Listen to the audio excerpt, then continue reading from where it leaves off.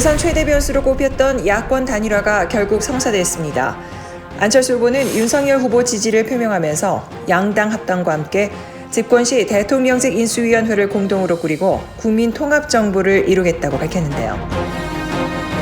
야권 단일화, 대선 판도에 어떤 영향을 끼칠까요? 윤석열 안철수 후보의 심야 회동은 TV 토론이 끝난 지 2시간쯤 지난 자정쯤 이뤄졌습니다. 안 후보는 여러 단일화를 거치며 각서와 대국민 약속 등을 했는데 지켜지지 않았다며 어떻게 신뢰를 주실 거냐고 물었고, 윤 후보가 공감을 표하며 종이가 뭐가 필요한가, 저를 믿어달라, 저도 믿겠다고 답했습니다.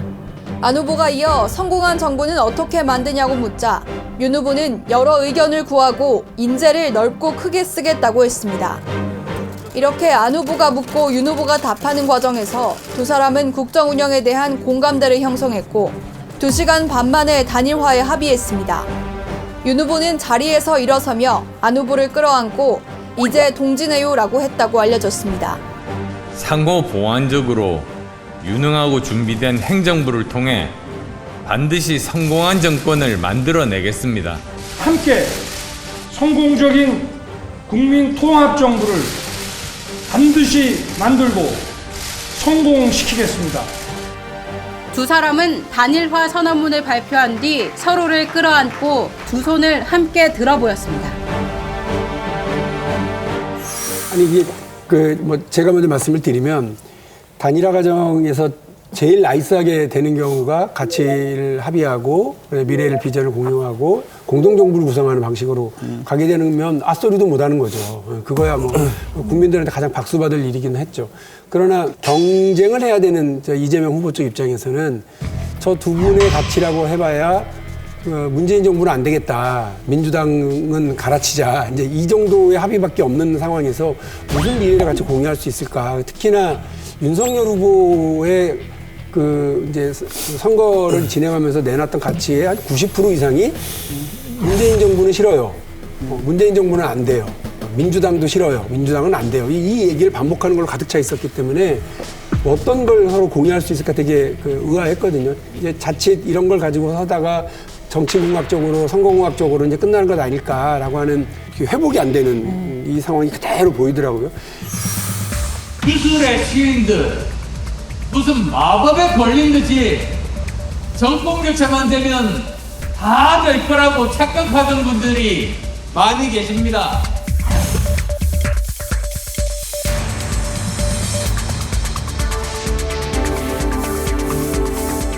오늘 손편지 제가 사실 오전 내내 썼습니다. 오전 내내 쓰고 찢어버리고 점심 조금 지나서 올린 편지입니다만 제가 부족해서 선거 일주일을 앞두고도 많은 분들을 설득을 시키지 못했던 것 같습니다. 그 한계를 뛰어넘지 못한 게 제가 부족한 탓이라는 것 말씀드립니다. 진짜 협박 당한 거 아닌가, 그런 말은 전부 가짜뉴스라는 말씀드립니다. 제가 협박 당할 일이 어디 있겠습니까? 맨날 정권 교체 왔다 갔다 무슨 시계춥니까? 왔다 갔다만 하게. 중간도 있고 제3의 지도 있어야죠. 왕조 시대에도 백성을 두려워했거늘 1인 1표의 국민주권 국가에서 감히 정치인 몇몇이 이 나라의 운명을 마음대로 할 수 있겠습니까, 여러분?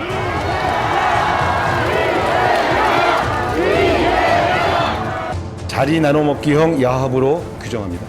진행 과정을 다 지켜보셨기 때문에 이에 대한 엄정한 심판이 이루어질 것으로.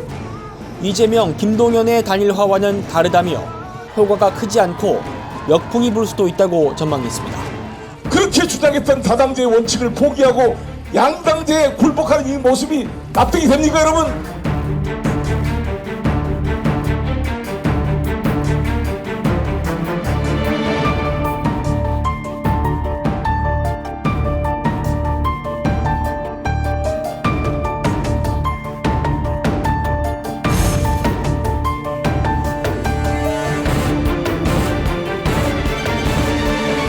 박 의원님 말씀하시기에 윤 후보하고 안 후보하고 민주당 정권 교체 이거 외에 같은 게 뭐가 있냐라고 말씀하시는데 사실은 그게 정치더라고요. 제가 워싱턴 특파원을 하면서 선거를 지켜보니까 미국에서도 선거할 때 그 구호가 한쪽은 no more 더 이상 안 돼 no more 하면 저쪽에서는 four more 그래요. 4년 더. 그래서 선거라는 건 결국은 대통령 선거는 현직 대통령과 집권당에 대해서 더 이상 우리 견딜 수 없다라고 외치는 사람들과 이걸 계속 가져가자라는 사람들의 대결인 거예요. 그러니까 지금 현재 55%에서 아까 말씀하신 대로 60%까지도 육박했던 그 정권 교체를 바라는 사람들의 목소리는 그거는 그 자체가 저는 시대 정신이라고 봅니다. 그건 국민들의 목소리예요. 그러니까 그런 시대 정신을 두 후보가 같이 한다고 그거 외에 뭐가 같은 게 있냐고 하는데 저는 가장 큰 시대 정신을 함께하고 있다라는 생각을 하게 되고요. 문재인 정부에 대한 반대 이외에는 없는 것이 아니냐 이렇게 말씀 시작하셨는데요. 사실 각 언론조사들에서 정책 이념조사, 정책조사 이런 것들을 한 것을 보면 안철수 후보는 윤석열 후보와 겹치는 부분이 가장 많았다 이렇게 얘기할 수 있고요. 또 그 지지자들도 상당히 많이 겹쳤다 이렇게 얘기할 수 있습니다. 그래서 공통점이 없었다 이렇게 얘기하는 것은 저는 조금 사실이 아닐 수 있다 이런 생각을 하고요. 저는 이번 단일화 논의 과정을 보면서 맨 마지막 모습이 가장 안 좋았던 것은 사실이죠. 만나지 못하면 깐다라고 해서 문서를 깐 부분들도 상당히 거친 것은 사실이다 이런 생각을 합니다만은 분명히 이런 협상이 있었음에도 불구하고 나는 듣지 못했다. 협상이 없었다. 혹은 나의 정권 위임한 사람이 아니다. 자기의 측근들을 이런 식으로 부정한 부분에 있어서는 분명히 안철수 대표에게 상당한 리더십에 손상이 있는 것이다. 이렇게 얘기할 수 있겠죠.